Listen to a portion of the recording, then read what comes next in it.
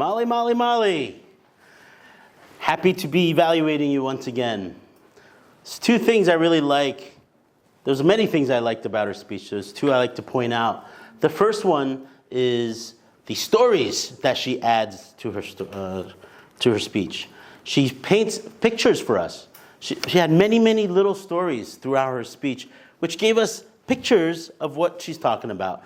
For example, she had signs like a board that she writes the names of the people that visit, right? That kind of gives you a picture about the walkway and the rooms, the doggy rooms around her house, and how she kind of used her body to kind of walk around, paint a nice photo in our heads.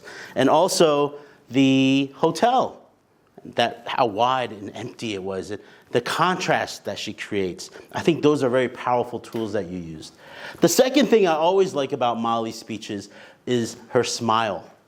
I know it sounds really kind of tacky and maybe a little bit silly to talk about her smile, but believe it or not, she's one of the speakers, the strongest speakers in this club that speaks with a smile. It's a lot harder than you actually think. Raise your hand if you think you are up here speaking with a smile like Molly. You put your hand down. Most people don't.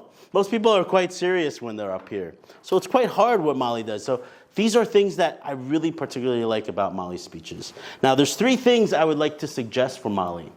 The first one is the opening sentence.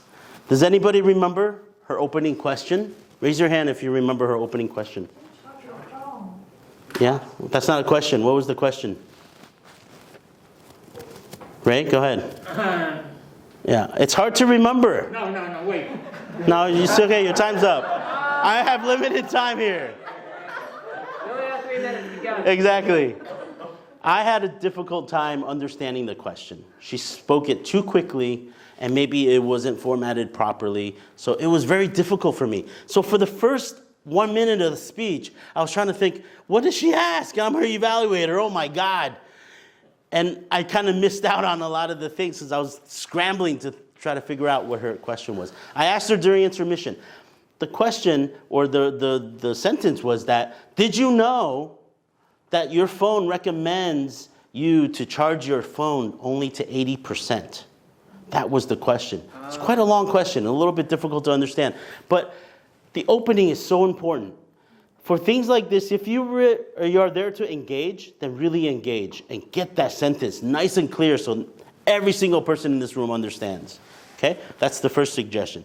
Second suggestion, you said it in your speech. It's the title. Okay? Your title was less but enough.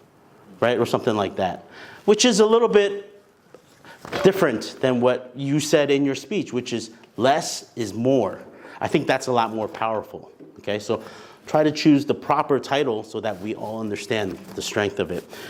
The third one is try to create one story, not a bunch of little stories, but one big, strong story and paint more vivid details into that story. Just kind of what John did. Tiny little speech about a tiny little event, but can create such a great thing. General Evaluator.